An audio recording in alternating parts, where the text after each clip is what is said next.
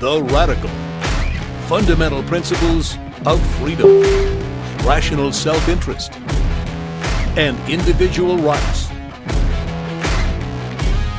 This is the Yaron Brook Show.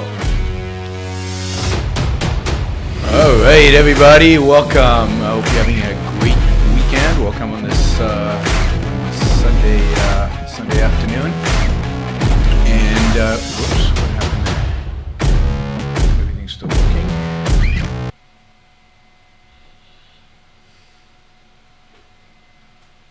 Somehow everything's still working, even though I closed. What did I do? All right, sorry people. I did something, I have no idea what it was, but everything's working, so here we go, and we keep going.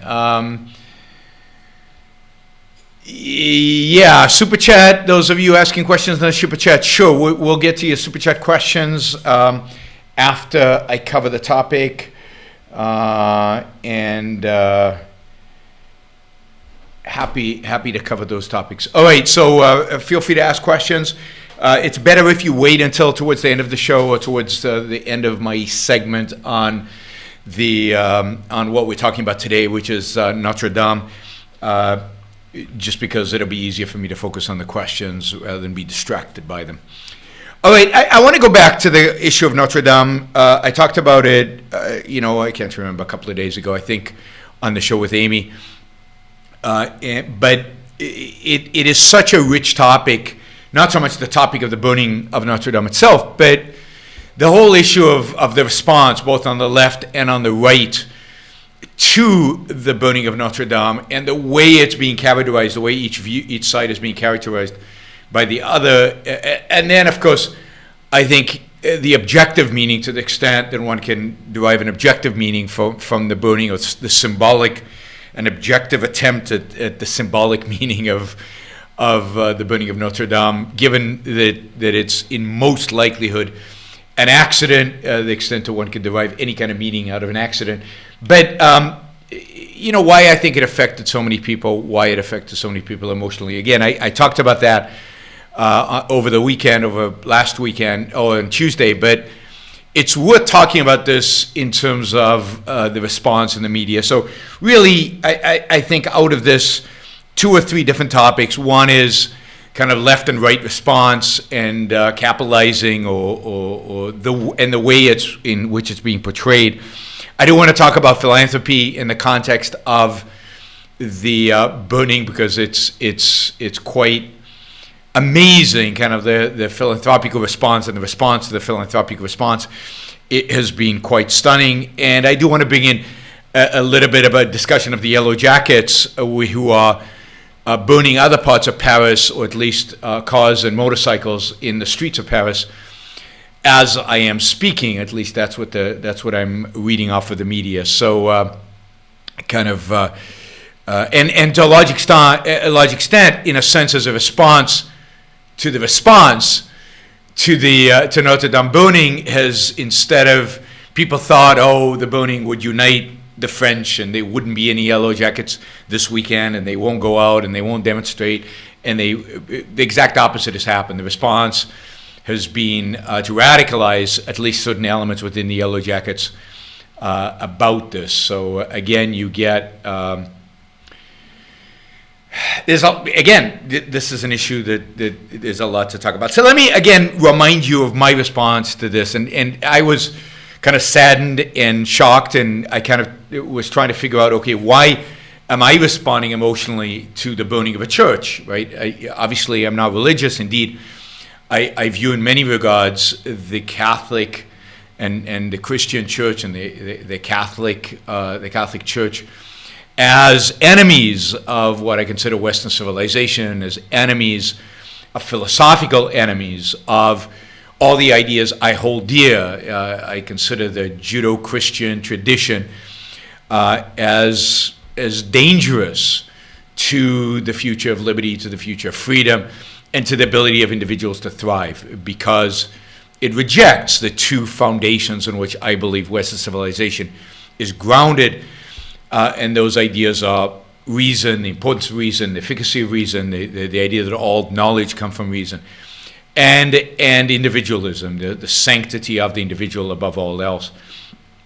And I consider religion more broadly, faith even broader than that, and specifically the Judeo-Christian tradition as antagonistic to both reason and individualism.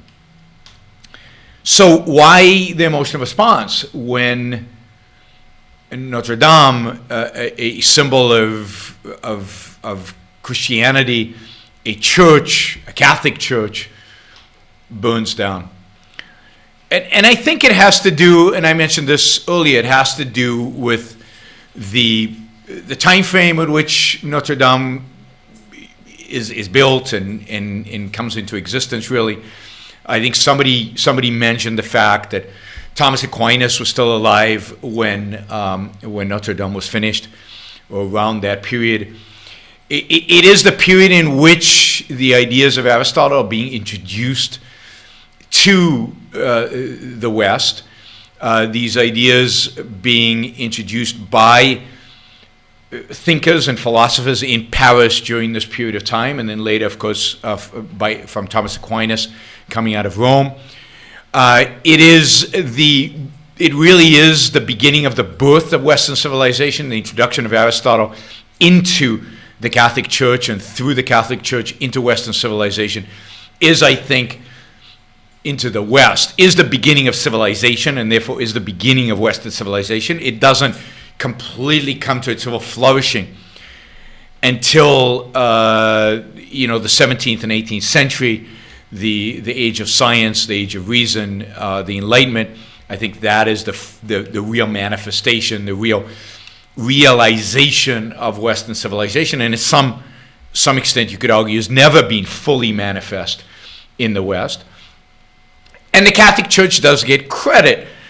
Credit is a strong word, but it does get credit for, bringing Aristotle's ideas, embracing, at least to some extent, the ideas of reason and starting to integrate them and identifying the importance of reason, the importance of a secular world, and the importance of a secular world, and that is the beginning of the end, I think, of the Catholic Church and of Christianity once it does that. But it allowed it. It facilitated it happening, and really the credit there goes, and Ayn Rand gives the credit to Thomas Aquinas, the great Catholic philosopher of the 13th, 14th centuries. I think 13th century, or 1300s.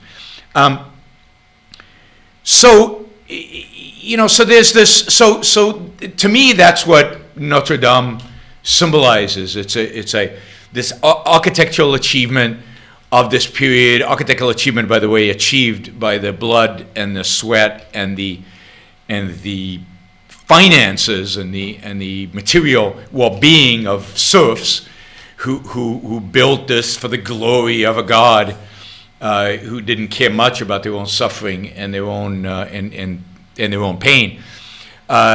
So a church built very much on the backs, if you will, of individuals who some might have done it voluntarily, some probably not so voluntarily, but all doing it out of a irrational dedication to a God that was facilitating, that was doing nothing about their suffering and the horrible nature of their lives in the 12th and 13th century. Think about life expectancy back then.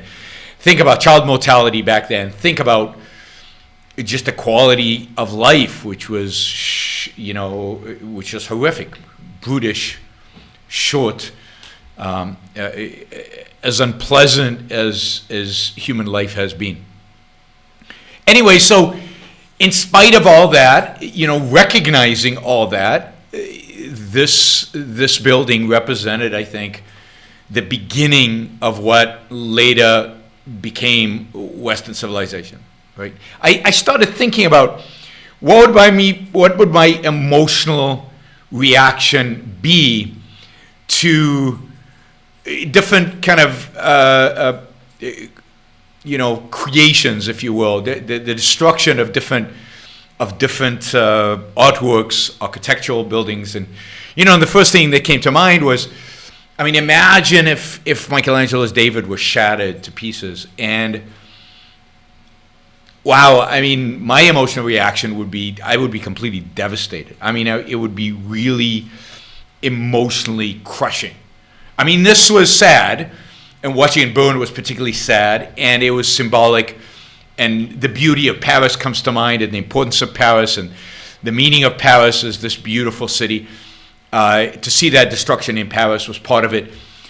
But for something like Michelangelo's David to be destroyed, that would be like 100 times worse for me, because it has much more meaning and much more meaningful as a piece of art and what it does to me, not just as a symbol, but as an actual piece of art, and what that piece of art means to me, and the joy I've had in experiencing it. Its destruction would be devastating.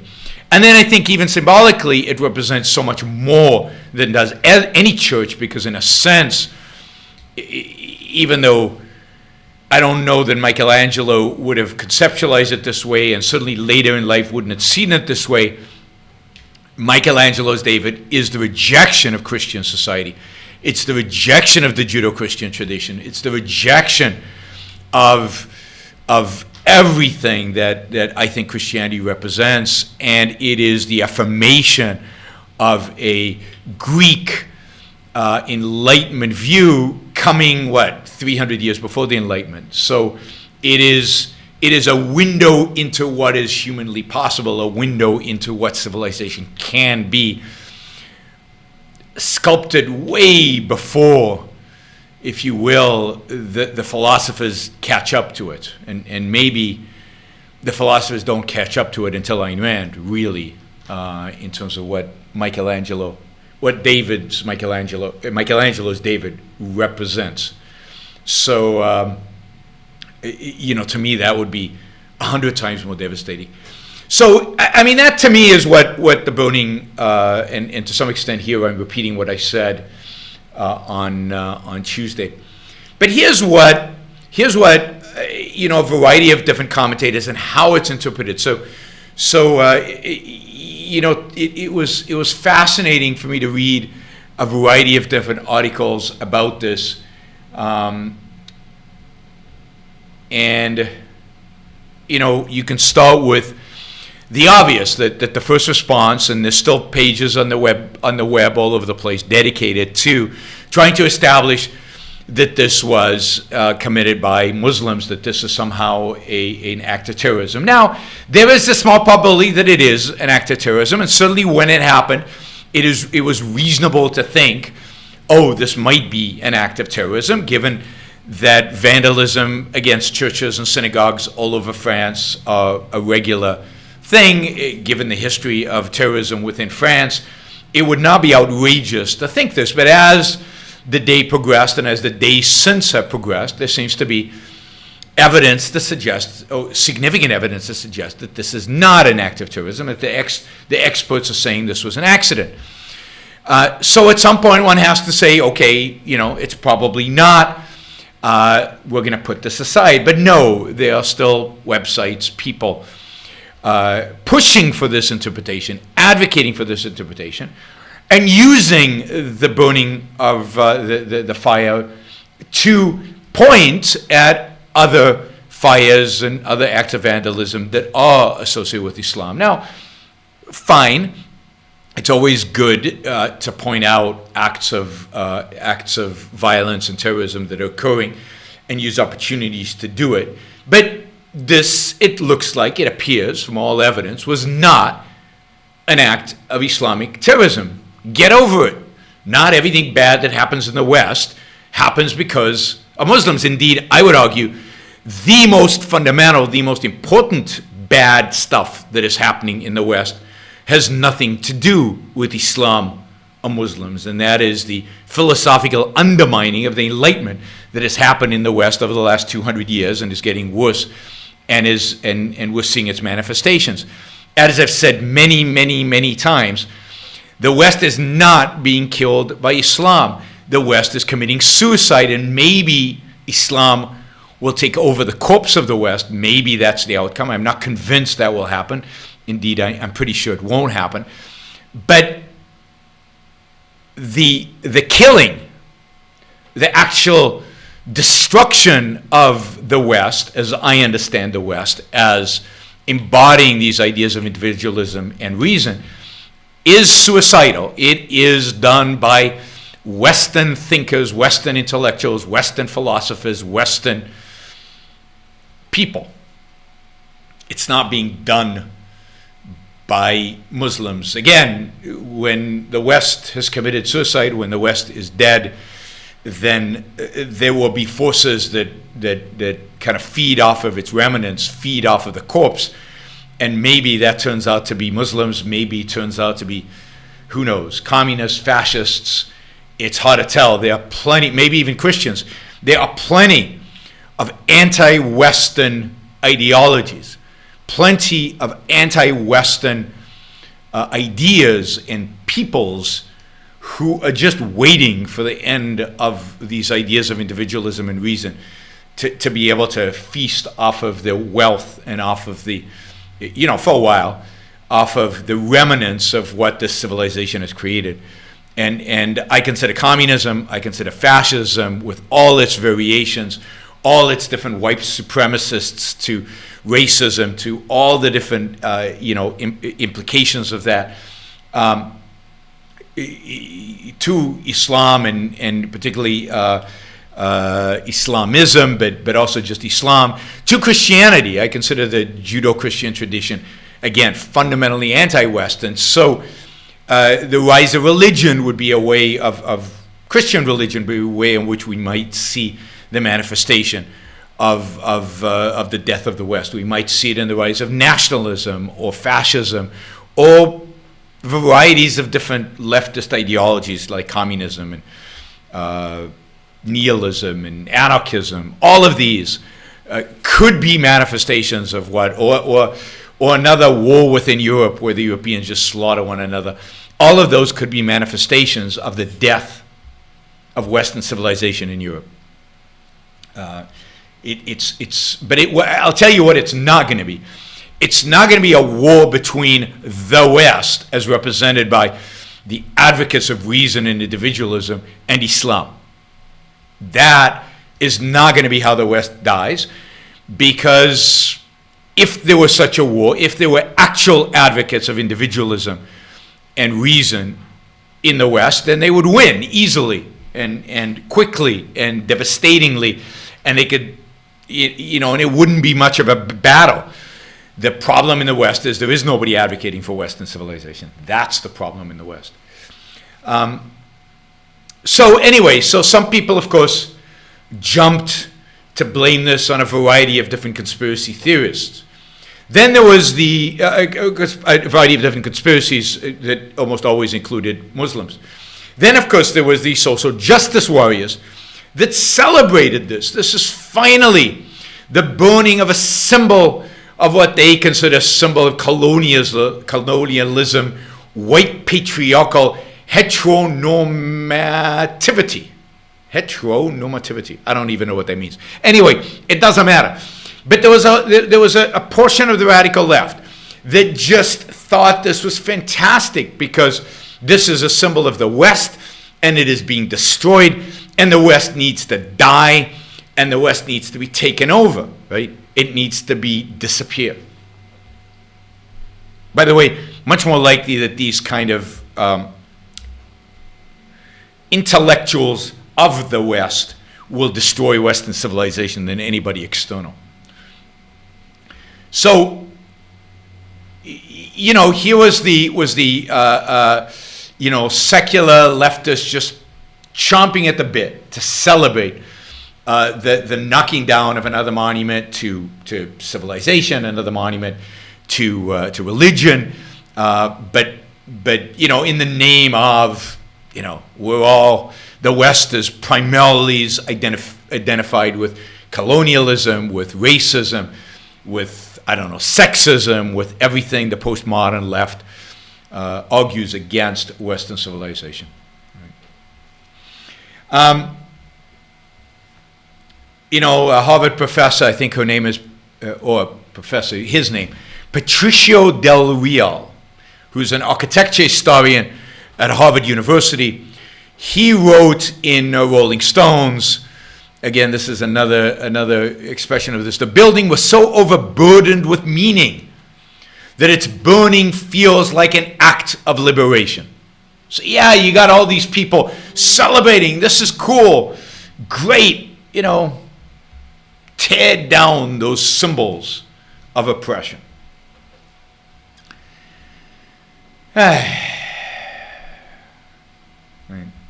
Now, add to that the fact that let's take some of the kind of, what would you call them, conventional right of center commentators. Let's say Ben-Shapiro. What's interesting is not Ben-Shapiro's commentary on this. What's really interesting is the commentary on Ben-Shapiro's commentary on this. So what did Ben-Shapiro write? Ben-Shapiro basically wrote that, here was a symbol of a monument to Western civilization and Judeo-Christian values and an opportunity for the West to reconnect and to restudy and re-engage with its Judeo-Christian tradition and Judeo-Christian philosophical foundation. Consistent with his book, consistent with what he's advocating for right now, is that the West is really a symbiosis between Christianity, or what he calls Judeo-Christians, and ancient Greece, right? And here he's saying, here's a symbol of the most important aspect of this, which is the Judeo-Christian tradition. Now, I think a false narrative, but nothing particularly radical, nothing particularly extreme. Well, that's not what a number of people in the Washington Post, 2 op-eds in the Washington Post, 2, one day after the other, basically identify Ben-Shapiro's claim with basically being white supremacist. Right? It's funny because the one writer of the op-ed didn't actually make the criticism. The way you do it is you say it like this. So here's the paragraph that she writes, right?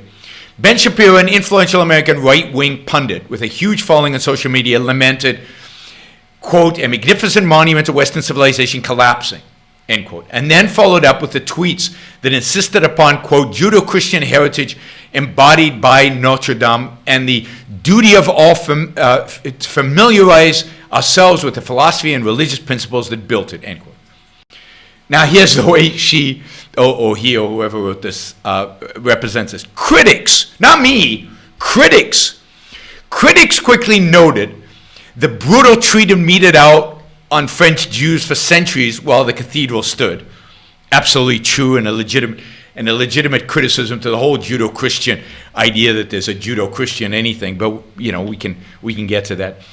And then, this is the killer, others suggested Shapiro's invocation of Judeo-Christian values were in this instance simply a euphemism for white. So anytime you talk about a Judeo-Christian tradition, you're really being a racist. Now, I've noticed that anytime I talk about Western civilization, I've been accused of being a racist. Anytime you talk about West, you're being accused of being a racist. That's what multiculturalism has brought to us. Anytime I say the West is somehow superior, Western values are superior, Western civilization is superior, that is associated with race. Even if you say, I don't mean the geographic area, I mean the ideas, it doesn't matter. They, the left, associates that with race and with anti every other culture in the world, and therefore anti every other people in the world. The next paragraph in this Washington Post op-ed starts with Richard Spencer, an American neo-fascist. Now, the proximity of that paragraph to the paragraph on Ben-Shapiro and the fact that the previous paragraph ends with euphemism for white and then goes straight into Richard Spencer are clear an unequivocal racist. I mean, I have lots of criticism of Ben-Shapiro. I don't think Ben-Shapiro is a racist, and he's certainly not an apologist for the alt-right. I mean, you should see the kind of stuff Ben-Shapiro, the kind of harassment the alt-right throws against Ben-Shapiro. But, you know, Richard Spencer goes on, of course, and he wrote about, you know, I mean, this is Richard Spencer writing about Notre-Dame, right? Richard Spencer writes that he hopes that the burning of Notre-Dame would, quote, spur the white man into action to seize power in his countries in Europe, in the world. And if that happens, he writes, quote, it will have served a glorious purpose and will only one day bless, and we will one day bless this catastrophe. So note, the left, some people on the left celebrating Notre-Dame for shrinking, for being burnt down because it's a symbol of the West, and the West is evil, and therefore we're celebrating the fact that it burned down. Richard Spencer sees the burning of Notre-Dame as a wake-up call for the white people to rise up and defend their civilization, you know, and reestablish, you know, associating Western civilization with white people. This is the damage, the horrific, unbelievable damage that people like Richard Spencer associating themselves and being associated in some people's minds with civilization in any form does to the rest of us trying to talk about Western civilization. And, of course, even to Ben-Shapiro, who now is immediately associated, because he uses the terminology of Western civilization or the terminology of Judeo-Christian, with Richard Spencer. I mean, this is why one must distance oneself from anything alt-right, from the Richard Spencers of the world, as far as possible. He is the real evil out there.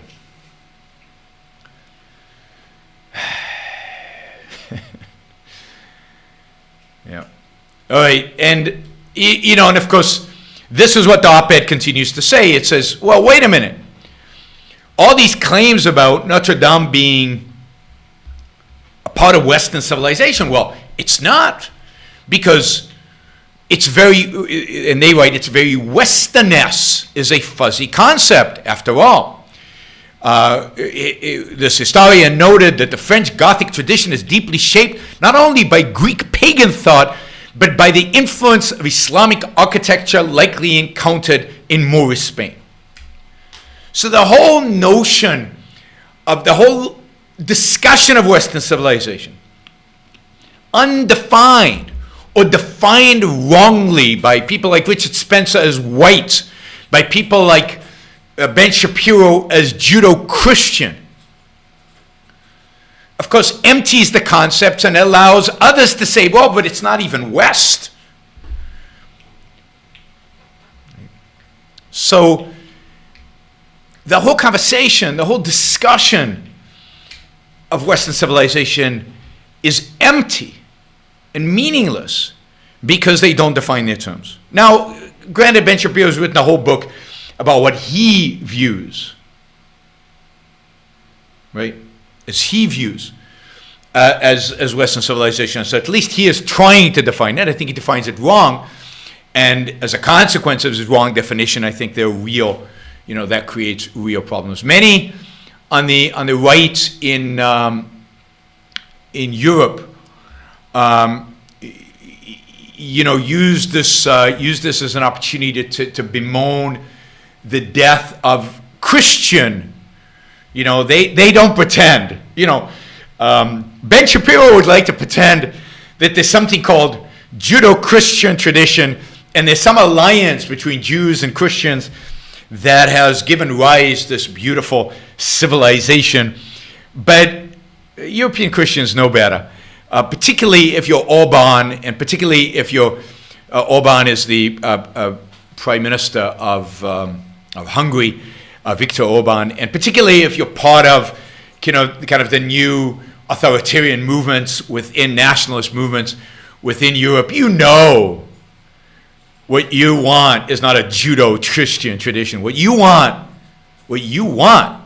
is a Christian Europe. That's what you want. And the burning of the cathedral represents an attack and a loss of Christian Europe. Not Judeo-Christian Europe, right? Not the Europe of the Enlightenment, because they don't associate with the Enlightenment. They associate the Enlightenment with European secularization, and therefore with a European secularization, and therefore an evil force.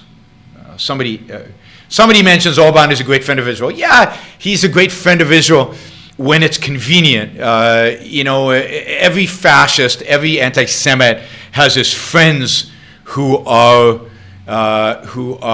Jews, but the movement of Orban is an anti-Semitic movement. It's an anti-Semitic movement.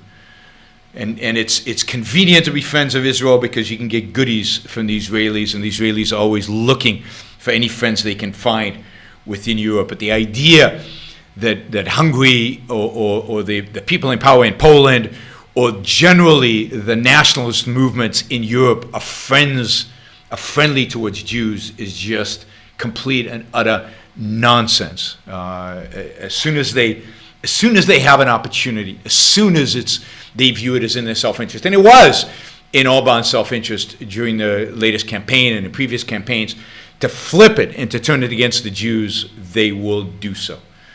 They will do so, and that's true of all over Europe. There's no question about that.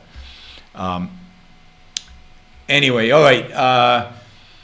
There's a lot of articles about this, about the attack on Ben-Shapiro. I find it, one of the op-eds links Ben-Shapiro to the attack on the New Zealand mosque shooter because he dared to talk about a Judeo-Christian heritage, and because he talked about a Western civilization, and because a monument to Western civilization.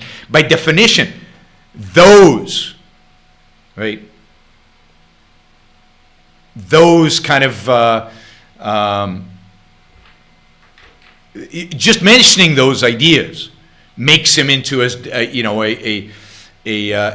murderer and a nutcase. Again, I'm critical of a lot of what Ben-Shapiro says and what Ben-Shapiro's views, but it's just that kind of approach is nuts and shows you where the left is. If you don't agree with them, if you stand up for any kind of values that are linked to religion or linked to Western civilization, Western values, you're a racist, you're a bigot, you're a nutcase. And, we're celebrating the burning of the thing. All right, I can see, I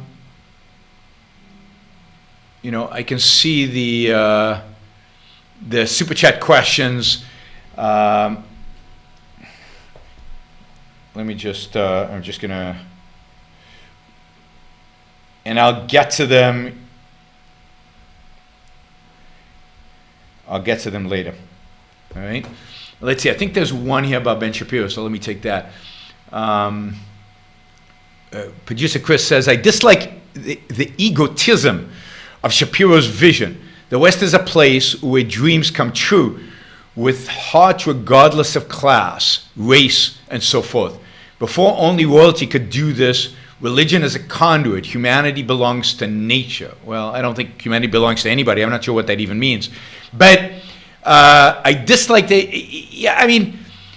the extent that you find Ben-Shapiro's views as anti-certain classes or anti-certain races, I would dislike them too, but I don't really see that in Ben. Again, I think there are real problems with Ben's attitude, but I don't see, I agree with you, Producer Chris, that the West is a place of opportunity for everybody. The West is a place where Western civilization, qua-civilization, not in its practice, because its practice has been amazingly inconsistent, But in its ideal, is a place that's where racism is irrational and rejected out of hand, where classism of any sort is rejected, where aristocracy is rejected, where all men are viewed as politically equal, where all men and women, of course, have the equal rights, no matter their sexual orientation, no matter their sex, no matter their national origin, no matter their ideas. They are treated equally by the law, and what that really means by the law in this context is that they have the equal right to life, liberty, property, and the pursuit of happiness. That's the political manifestation of Western civilization. And slavery and Jim Crow racism and just plain everyday racism and white supremacy and nationalism of any of the kind we're seeing on the rise, whether it's the Trump kind or the Orban kind or the Marie Le Pen kind, but also the kind of identity politics of the left and the blame everything on the West and the racism of the left. All of that is anti-Western. All of it is anti-Western.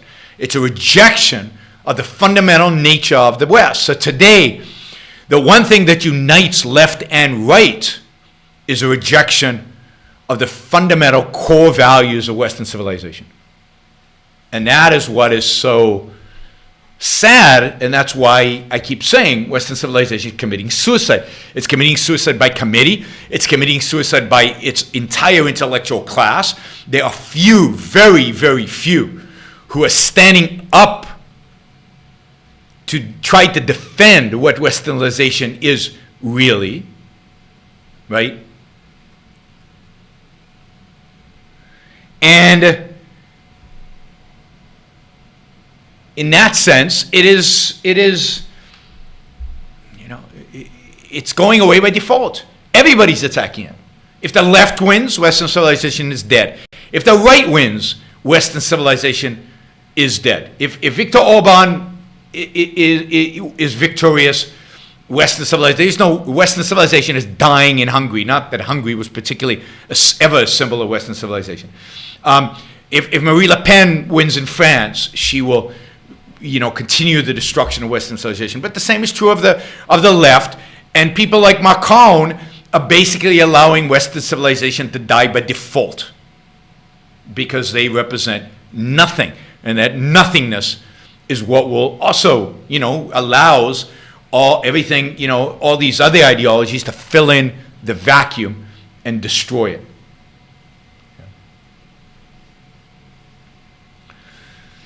All right, so I want to shift to another aspect of the fire at Notre-Dame, and that is somebody says Yaron versus the world. Yep, it's me and a bunch of you, hopefully, a bunch of you versus the world, and that's really the truth of it. Right? So another aspect of the burning of Notre-Dame relates to philanthropy, and I found this interesting and fascinating, but it also reflects of kind of the state of the world in which we live. So some say that about $1 billion, I've seen various figures from 600 million to $1 billion have been donated to rebuild those parts of Notre Dame Cathedral that have burnt down. And it's not clear yet how expensive the reconstruction is, how weakened are parts of the foundations that didn't burn down. There's a lot still to be figured out, and there's a lot of work still to be assessed. But something about 600 million to $1 billion have been raised philanthropically through contributions by philanthropists, by rich people. In one particular case, two well-known French billionaires have each contributed $100 million to the building of Notre Dame, to the rebuilding of Notre Dame. And these are These are billionaires that supposedly don't like each other, so when one donated 100 million, the other had to donate at least as much just to look good. I mean, that's what somebody wrote about them. I don't know if that's true, but anyway, lots of money has been raised, and this has created this massive backlash, right?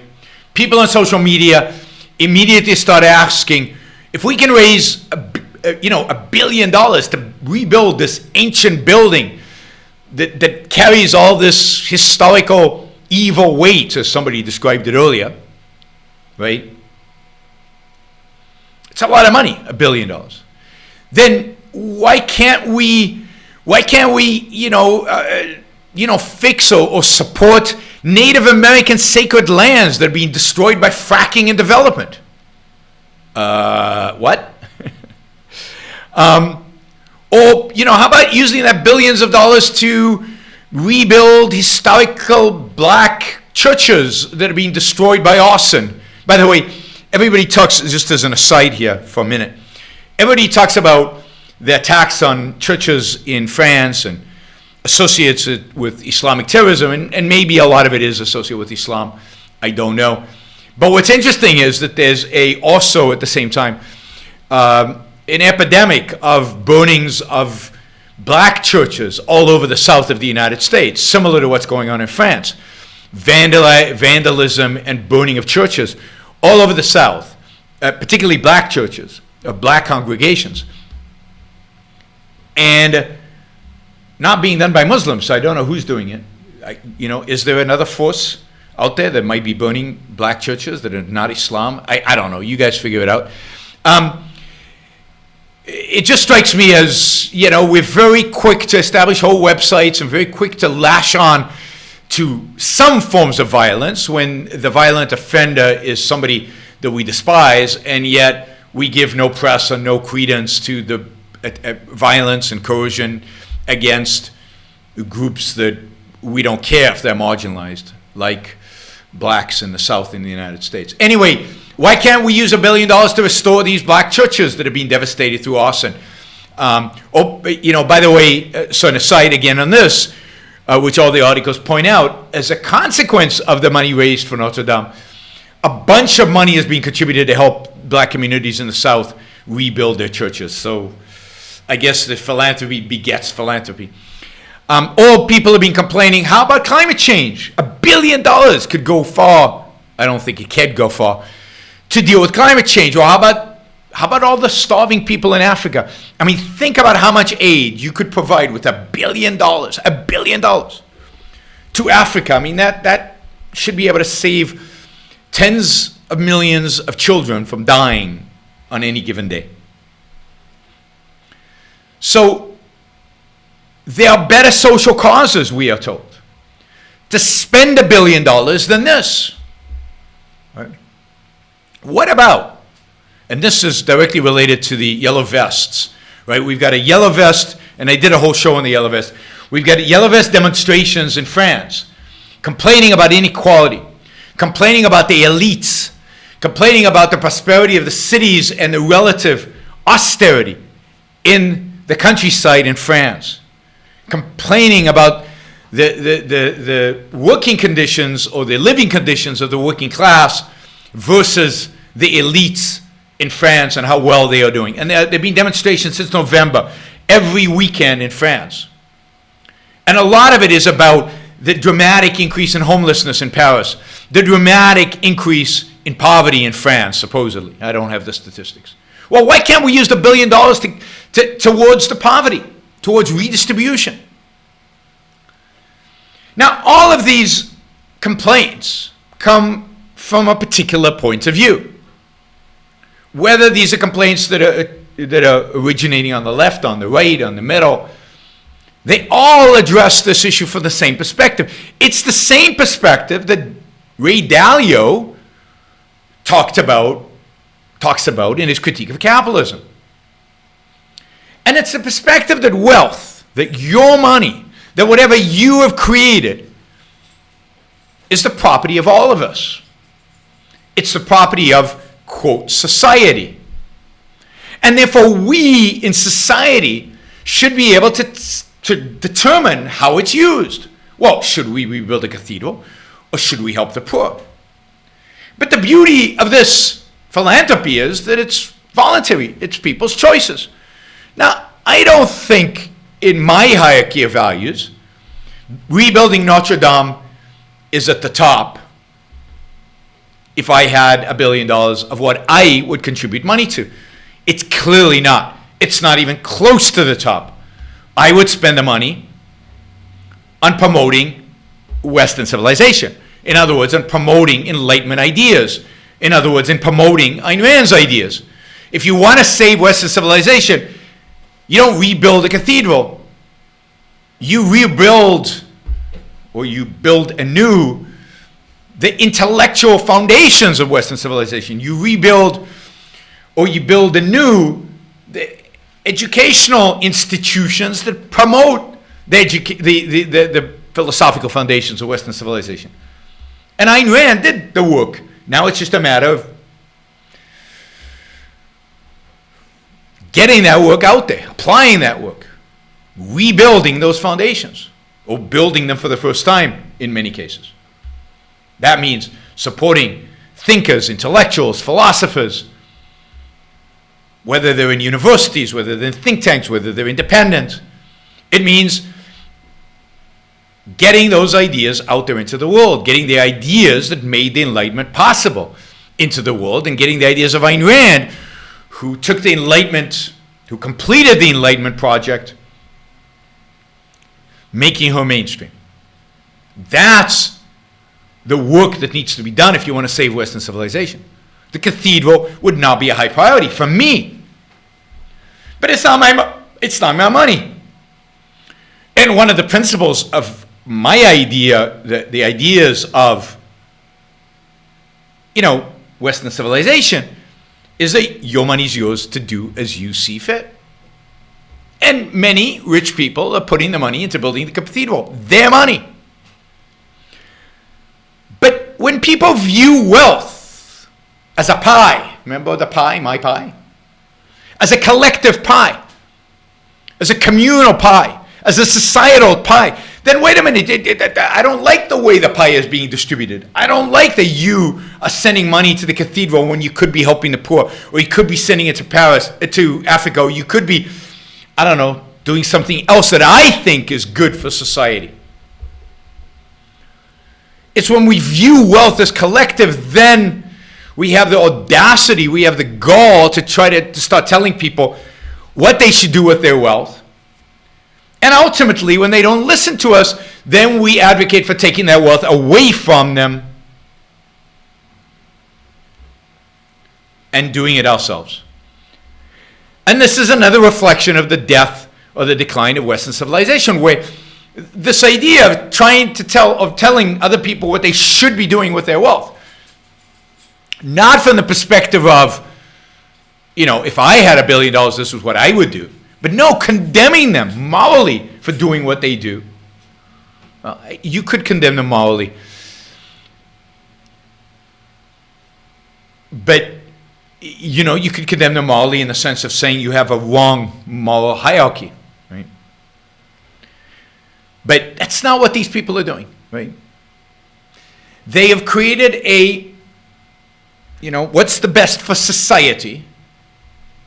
And that is the standard by which everybody should function. And of course, who gets to decide what's best for society? They do. The climate change people, of course, it's climate change. The people who care about poverty in Africa, it's poverty in Africa. The people who care about Native American sacred lands, it's Native American sacred lands. It's their money. They can do what they want with it. Again, I don't think this is the right thing to do. It's not the worst thing to do. But this is not going to save Western civilization.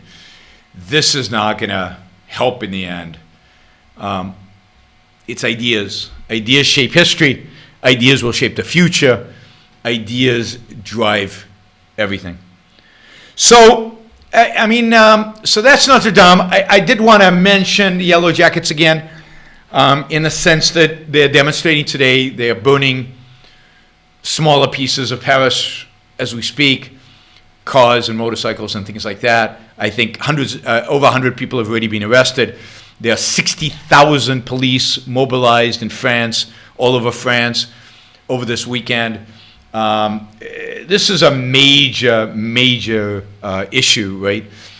And I think you could see France as being, in many respects, where the battle is being waged. And somebody, the battle is being waged and where maybe the battle for Western civilization is being lost, and maybe that's part of the symbolism of Notre-Dame burning, not completely down, but at least a big chunk of it burning, and the flames coming out of it, and the symbolism that represents, is that the battle is in France. France is, it's to a large extent French and German philosophers that have brought down Western civilization.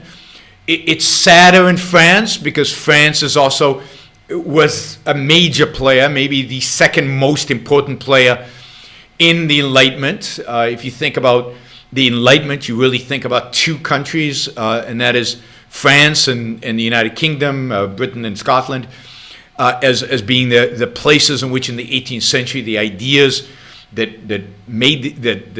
are the Enlightenment were being written, articulated. It's the land of Diderot's encyclopedia. It's the land of Voltaire.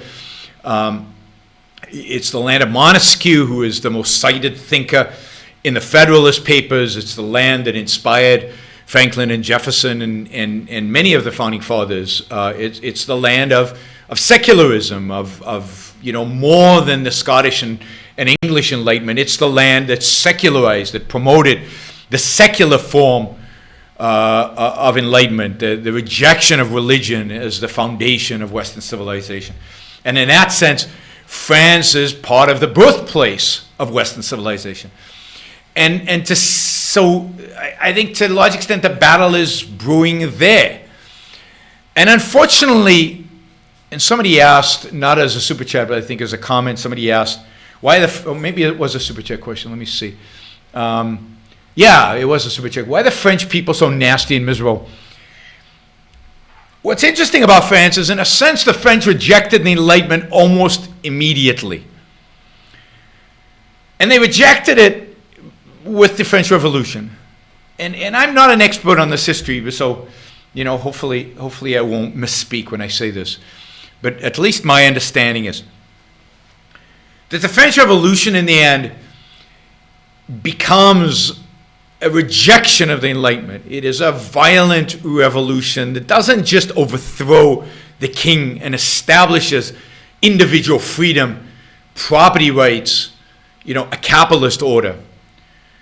But indeed, it is a violent revolution where the violence doesn't stop, where the beheading of the aristocrats becomes an end in itself and becomes a symbol of what the revolution really represents. And it's much more about egalitarianism in outcome than political egalitarianism, the kind of, I don't think egalitarianism is even the right word, but the egalitarianism, the way maybe Tocqueville talked about it as applied to America, where the equality of rights, the equality of freedoms. In France, it was Rousseau, it was much more Rousseau's influence. And Rousseau is really the first anti-Enlightenment thinker, the one who really kills the Enlightenment, as Ayn Rand and Leonard Peikoff have discussed extensively, is Immanuel Kant. But Rousseau is right there with Kant in trying to eviscerate. He's the anti-Voltaire and the anti-French encyclopedists. He's the anti-human knowledge, the anti-reason, and certainly the anti-individualism. And that is what comes across through the French Revolution.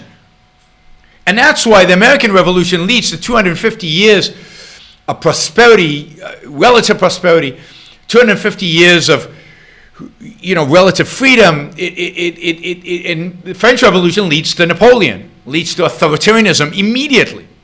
Immediately. In that sense, the French Revolution, what's his name? Napoleon is the manifestation of the ultimate ideas behind the French Revolution. So, at the end of the day, France rejects the Enlightenment. France rejects the positioning of itself at the birthplace, or one of the birthplaces, and at the center of the Enlightenment thinking almost immediately. Now, on the other hand, culturally, aesthetically, that spirit of the Enlightenment continues through the 19th century. That spirit of the Enlightenment doesn't get rejected really until the 20th century, really until World War I and World War II eviscerate France and everything that it stood for. Think about the 19th century, the beauty of the painting, the magnificence of the sculpture, how profound the literature of Hugo and many of the other authors in 19th century France, the romanticism that comes across, just the beauty that France exudes during that great century. Right? And it becomes a center, the cultural center of Europe during the 19th century, where musicians and painters and sculptors and artists and of all kinds, they congregate in the cafes of Paris during the 19th century. And Paris becomes, so even though philosophically the Enlightenment is dying, culturally the Enlightenment thrives. And of course, materially the Enlightenment thrives through capitalism. And you get great thinkers like Bastiat and the great French economists and his name just evaporated from my mind. Anyway, Say, S-A-Y, and before him, there were other great economists in the 18th century. So you get this amazing flourishing of Western civilization. To a large extent, Paris is a symbol of Western civilization because, to me, Paris and London are the West. Paris and London reflect what, Paris and London are cities of the Enlightenment. They're products of the Enlightenment. They're the cities that best represent the West outside of the United States, in Europe. And it's the magnificent art of Paris and everything that it created. It's the magnificence of Hugo. And of course, there's a connection between Hugo and Notre-Dame, which also affects one emotionally because of the way Hugo described Notre-Dame. Thanks, Manfred. Yes, Turgot. Turgot is the other great French economist, I think of the 18th century, who I wrote about in my essay on usury. It was one of the great early, very early, pre-Adam Smith even, economists of Europe. So to see Paris burning in any way, to see the terrorist attacks in Paris, has special meaning. It does represent this death and decline of the West. It does represent the West suicide, because Paris and London are the Western cities, right? And to see the Yellow Jackets, and this is not terrorism. This is not terrorism, foreign terrorism, not Islamic terrorism. The Yellow Jackets are Frenchmen fighting against Frenchmen. In the name of what? In the name of, hatred of a mixed economy. I talked about this. In the name of frustration, in the name of alienation, in the name of being alienated from the culture, being alienated from the elites, being alienated from the economy, from an economy that they don't feel that they are part of. Yeah, because it's not a capitalist economy. Yeah, because it's central planned. But they don't understand that. They have no concept of that. They blame everything on capitalism. It says literally, Macron is perceived, who's a leftist, is perceived in economics, is perceived as the representative of capitalism. And now you've got these forces, yellow jackets, both of left and of right, fighting in the streets against capitalism. That's what unites them, left and right. What unites them is the battle against capitalism. What they're fighting against is a mixed economy, but they don't know that. They don't know that. What they say, what they think, is that they're fighting against capitalism. And again, this is in the heart of what represents Western civilization, the birthplace of Western civilization. And then you see the pathetic nature of what's going on in London, particularly with Brexit. You can see how Western civilization is killing itself. It's sticking a knife through its heart. Not really, because it's doing it slowly. So it's more slashing various, veins, not even arteries. Arteries would be a fast death. It's doing it slowly and slowly and slowly, And, I don't think France, what do you think Republicans would say if France would transform it fully socialist state? I don't see France transforming itself into a fully socialist state. I mean, it tried that once under Mitterrand, and it didn't last like more than a couple of years, and Mitterrand reversed course and moved away from socialism. And it's not like the French are idealistically socialist. They're nothing, just like everybody, just like most people today. There's nothing. It's nothingness. We stand for the nothingness of a mixed economy. So I don't expect to see socialism. I expect to see greater and greater statism, couched in all kinds of terms. It depends if it comes from the left or the right. Maybe, but the key is going to be central planning, and the key is going to be lack of free speech, and the key is going to be homogeneity and the obstruction of opposition. And grayness, mediocrity. Mediocrity will be the name of the, of what's happening in Europe today. And maybe it'll go to full-fledged socialism. I don't see that. I think it's much more likely to go to full-fledged nationalism than it is to go to full-fledged socialism. And, of course, the two don't contradict. They can go hand in hand. But it's going badly. Exactly how it manifests itself is hard to tell. All right, talk about going badly. One other story that just caught my eye today, and I could not comment on it because it's so funny sad. Funny sad. Really sad, but kind of funny. All right, so today, not that important in its particulars, but I think important in what it says about the world in which we live. Again, the mixed economy.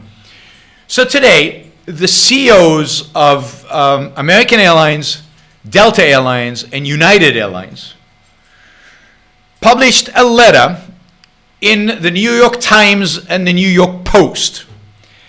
A letter to President Trump, a letter that they also sent President Trump. So they made public a letter that was sent to President Trump, I guess a few days ago, and it was put out as a full-page ad in the New York Times and the New York Post to make sure that both the left and the right saw the letter. Everybody sees it. Now, I don't know. It strikes me as collusion. Maybe antitrust should look into it when the CEOs of the three biggest airlines in the United States write a letter together. Something is off here. And, of course, it is about collusion. They're upset. The three CEOs of America's largest airlines are upset that Air Italy is increasing the number of flights to the United States. And therefore reducing prices on the very profitable routes that Delta, United, and American have between the United States and Europe.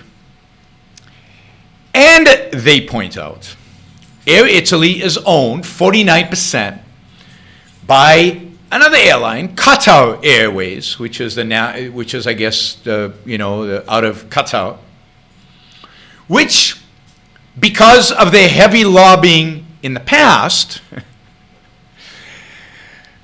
has signed an agreement with the U.S. government to not increase the number of flights to the United States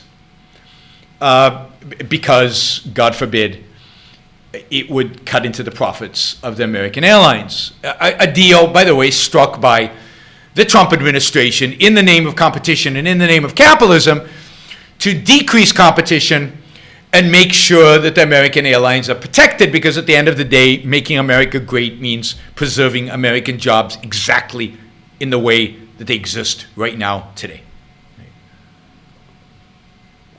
And I know you're going to tell me that Qatar Airways is owned by the Qatar government and is subsidized by the Qatar government, and therefore it's not fair trade. And all Trump is doing is establishing fair trade.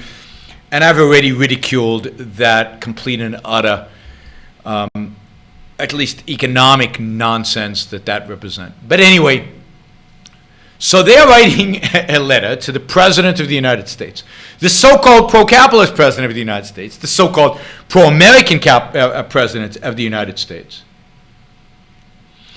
where they are urging him, not in the name of their profits, God forbid, not in the name of competition, God forbid. No.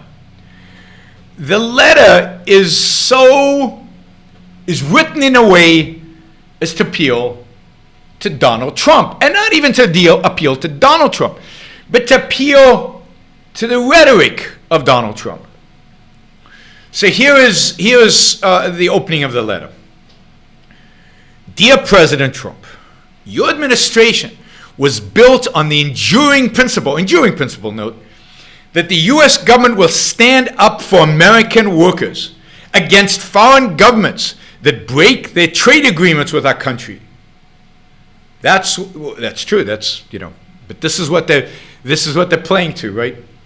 The American people are grateful for that promise. Today, America's airline workers are counting on you to step up on their behalf.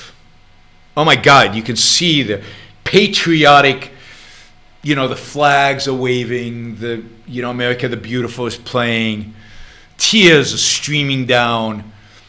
We're asking you, the President of the United States, to stand by your promise to protect American workers against those evil foreign governments who are breaking their trade agreements with our countries by encouraging competition and lowering prices. Oh, no, that we'll edit that part out. Right? In the letter, they talk about the historic agreement. Historic. I didn't know anything historic was done with Qatar. But the historical agreement that the Trump administration negotiated with Qatar Airlines. Really historic with Qatar? And then they ask him to come to the rescue. Not of the airlines themselves, not of their profits, but to make Qatar Airlines, quote, stop hurting American workers, saying that the situation, quote, represents a grave threat to American jobs and the health of the airline industry. And it ends by saying this: we appreciate your resolute leadership in enforcing fair trade principles and ask that you continue to stand up for more than 1.2 million U.S. workers whose jobs depend on a strong and vibrant passenger airline industry. Oh my God. This is what happens when you have cronyism. And of course, why are they so crony? Now, let me just note, no more super chat questions because I have to end at about 5:30 and there are already too many. So, why is this airline industry so crony? Well, because they know that their existence depends on laws that protect them from foreign competition.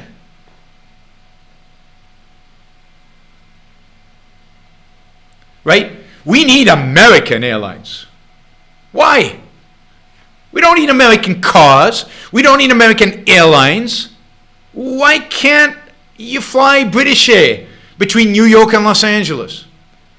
Why can't Qatar Air come into the United States and compete between Miami and Houston? Why can't any airline, like, do you know, because they're not allowed to. I'll give you an example of this in a minute. By law, no airline in the United States can be foreign owned, or a foreigner cannot own more than 50% of a stock of an American airline. Why? This isn't capitalism. This is a joke. This is cronyism on steroids. This is how you make America crony again. This is how you entrenched crony interests, by protecting American companies from competition. So when Virgin, the airline that flies between primarily the UK and the US, when they wanted to launch an American airline, and they had, one of the things that Virgin is known for is service, and, you know, an amazing airline according to people who have flown Virgin. They wanted to launch an American airline. They couldn't. They were allowed to use, they couldn't use the name, so they had to call it Virgin America. And then they could only own 49% of the stock. They had to sell 51% of the stock to American interests. Now, what does that do? It reduces competition in the airline industry. Now, this goes both ways. It's not just America that's at fault here. I mean, American Airlines is not allowed to buy British Air, which is like the most makes sense. I mean, maybe British Air should buy American Airlines. I don't care. But why do we have European airlines, American airlines, and Asian airlines? Why don't we have a transnational airline? Why can't I fly an American airline within Europe? Why can't I fly a European airline within the United States? Why don't we have robust international competition on domestic routes? I mean, it's ridiculous.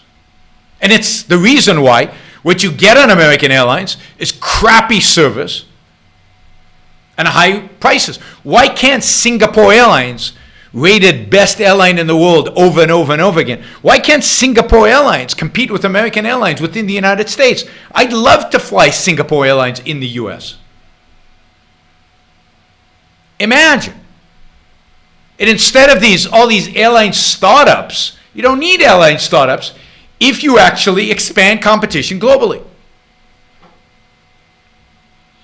So anyway, I thought it was really, really sad when American CEOs are pandering to Donald Trump to increase protection of their industry against competition. I want Air Italia to offer tons of flights to the US so I can get, and all of us can get, lower prices to Italy. And if that means American Airlines can't fly to those routes because they can't compete, so be it.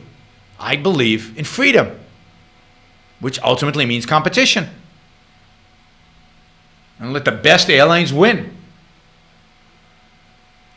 So it's, man, the pandering. By the way, kudos to JetBlue. JetBlue has refused to participate in this attack on Qatar and Italian airlines. I don't know if in the name of principle or in the name of what, but kudos to JetBlue for not being able to do that. How do you get more American jobs? You get more American jobs by freeing the American economy, by encouraging competition, by encouraging innovation.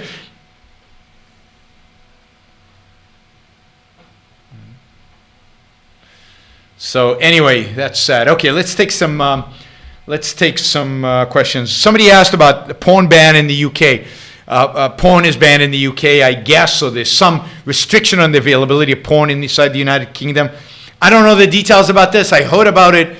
But look, any restrictions on porn, particularly if they're not age-related, but just restrictions on porn, is a violation of free speech, a violation of freedom, a violation of individual rights. Ayn Rand has a whole essay on this where she says, while she despises porn, hates porn, she has to defend them in the name of free speech. There was that movie about the Hustler magazine, and it's the defense of free speech that he engaged in defending Hustler's right to publish what it publishes. So, yeah, free speech, even if when you don't like the speech, must be defended. The violation of free speech that the porn ban in the UK, to the extent it exists, represents is awful. Another piece of the disappearance of Western civilization from its birthplaces and from the centers of civilization. All right. Somebody asked a question, and Ayn Rand has a whole essay on this. I'll refer you to the essay. How to live a happy, successful life in an irrational world. Ayn Rand has an essay on this. I encourage you to read the essay, How to Live a Rational Life in an Irrational World. Just look it up online. You'll find a reference to the book. But I'll just say this. By basically doing two things. By being rational. By committing yourself to your own life. By using rationality. By not succumbing to emotion because everybody else succumbs to emotion. By not pandering to evil because it seems like the lesser of two evils. By living up to your philosophy. By living up to it. By rejecting altruism and collectivism and all the evil from your life.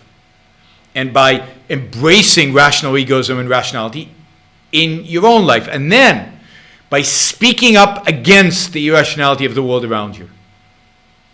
By living to the best of your ability a rational life, given the constraints that you face. And then fighting primarily by speaking up and by supporting those who speak up against irrationality. And one of the ways you live this world, you live that life, is by supporting those who are your spokesman in doing for the good.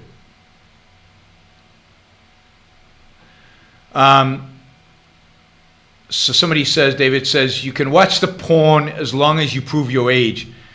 I mean, I have less problems with that, although prove age. I mean, how do you do that? And if that's it, if it's just a way to verify age, I'm less concerned about that. As long as you're not prevented from the actual access. And then the question is, how do you prove age and so on?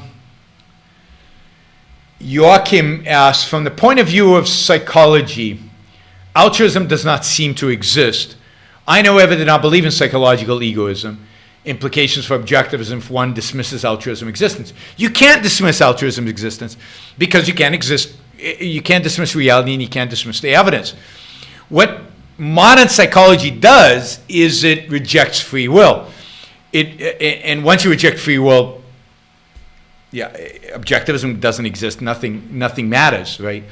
It's a foundational concept. It's an axiomatic concept that you can't have a discussion, a philosophical discussion, debate about altruism, about egoism, about if you dismiss free will. But that's what they do. And now psychological egoism is the belief that everybody always does what they think is best for themselves. But this is the uniqueness of Ayn Rand's perspective. The emphasis on the think. For Rand, egoism necessitates, not implies, thinking. Egoism is thinking. It's thinking about what's good for you. So if people out there are emoting, this feels good, that's not egoism. So first, there's no such thing as psychological egoism because it's not egoism.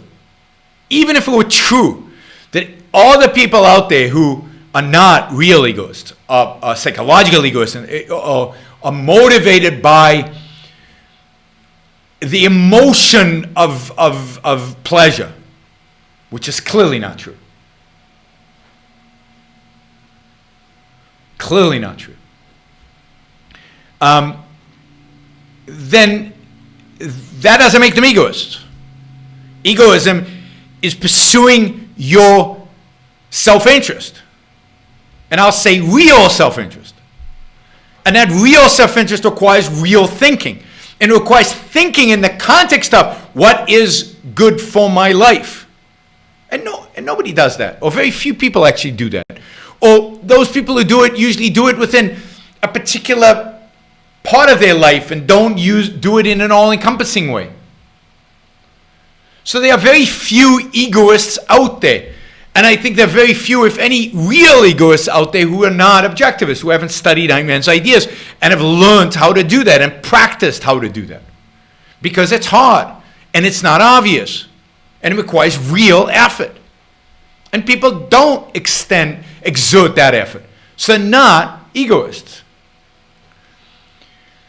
But altruism exists and impacts people even if they don't think of themselves as altruists. And some people do. I mean, read a singer, the philosopher singer, who says, I'm an altruist, and here's how I practice my altruism, and it's guided, and it's thought through, and I'm doing it consciously. Now, granted, most people don't do it consciously. Most people do it subconsciously. It's because altruism is part of the set of ideas that they absorb in childhood, and it's just there. So the way it manifests itself, and this is what psychologists look at, is it makes them feel good to be altruistic, let's say. But why does it make it feel good? Not for rational reasons, for irrational reasons, because they know this is what they're supposed to do. That's why I never say, do charity if it makes you feel good. No, that's the awful standard. The standard is not what makes you feel good. Cocaine will make you feel good. Cocaine is not a good moral standard. So, the standard is what is good for you scientifically, proven rationally, makes your life better. Altruism are ideas that we integrate as children from the culture. We all have this. All of us objectivists to some extent have it because we lived in an altruistic culture. And then they manifest in our emotions, they manifest in our inclinations, they manifest in what we do because we don't think it through, we don't challenge it, we never challenge it. So psychologically, it's hard to observe the altruism.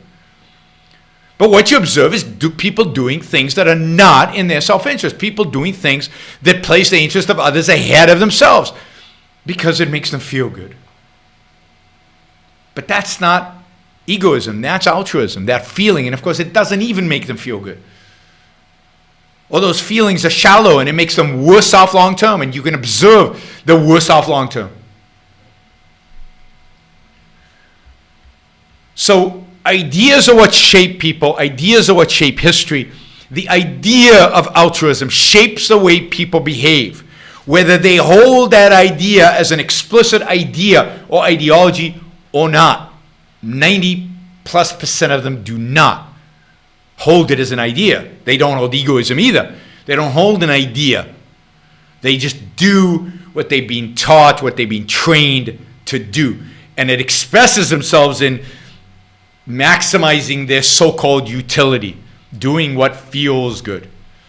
But it doesn't make them feel good. It's not good for them. And it's not the motivation. The motivation is just, this is what's right. This is what I'm supposed to do. How could I not do this? What are good sources for learning about the Industrial Revolution? Wow, that's a hard one. Because there aren't very many good sources. But I'll do some research and try to get you more of that. But I would start with the books by Folsom. Burton Folsom. You can find them on Amazon, Burton Folsom. He wrote a book called The Myth of the Robber Barons. And he wrote several other books about industrialists of the 19th century. But let me do this. I will try to get a few books together about the Industrial Revolution. One of the great tragedies is that there are not a lot of books about this that really gives you a proper perspective on the Industrial Revolution. You have to cobble it together from a bunch of different sources. Right? is it immoral for law enforcement to enforce unjust laws that do not violate rights, endanger anyone, or cheat anyone? No, it's not immoral. I mean, it's their job. It's what they do. It's why I, in particular, wouldn't want to be in law enforcement, because I don't think I could do it, but I'd have to. It's my job. I think it would be wrong of them not to enforce those laws. But, and it's why it's so corrupting of law enforcement. I think nothing destroys the police and destroys good policemen and good district attorneys, and destroys the legal system more than the war on drugs, because it's an unjust law, and it's corrupting and destructive of motivation when they go out and try to enforce a law that is so non-objective. So I don't think it's immoral, but it's destructive, and that's why I couldn't be a soldier, and I couldn't be a law enforcement agent in the irrational world we live in.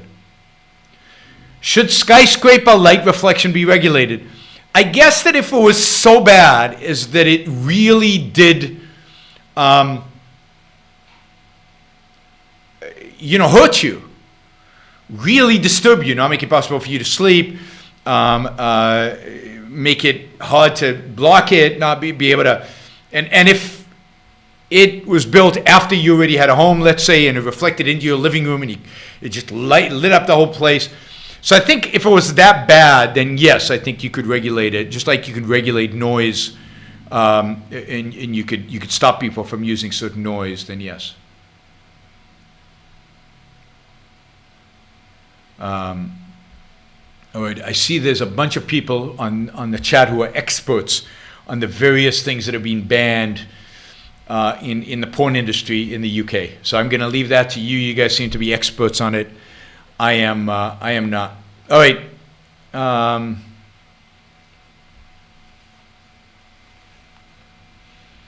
All right, guys. Thanks a lot. Thanks for spending your Sunday with me. And I'm going to be back tomorrow. I'll do another show tomorrow. I will try to take a lot of your questions tomorrow. I know I cut off the super chat early today. And somebody's asking about anarchism. There's a whole debate between me and an anarchist online. You can watch if you're interested in that. It's on my channel. You can find it. I'll be on tomorrow. Those of you who do not yet support the show, if you like what I do, if you like all these shows I'm doing, when I'm in town, I do a lot of them. If you like all the talks I put up on my channel, if you like my traveling around the world speaking about these ideas, that is not fully supported by anybody. A lot of the talks I give all over the world, I do right now in a sense for free. If you would like to support those, then the best way to support my activity generally, the speaking, the podcast, all of that, the way to do that is to support me through my website, yaronbrookshow.com/support, and through subscribestar.com, subscribestar.com/Yaron Brook Show. So if you value all those activities that are not all funded by other sources, please support me in those places. And I really, really appreciate all of you who do. You make all of this possible. Somebody mentioned the book The Prime Movers by Ed Locke. That's another good book to get information about the great wealth creators. Tomorrow we'll probably do a show probably about the same time, 4:00 p.m. East Coast time. And what else? Don't forget to share any content you see of mine that you like. Sharing is what it's all about on social media. And I encourage your friend to subscribe to my YouTube channel. And of course, if you are not subscribed to my YouTube channel, for example, if you watch me on Facebook, go to YouTube and subscribe. It helps. It really does. Thanks, guys. Have a great weekend. I'll see you.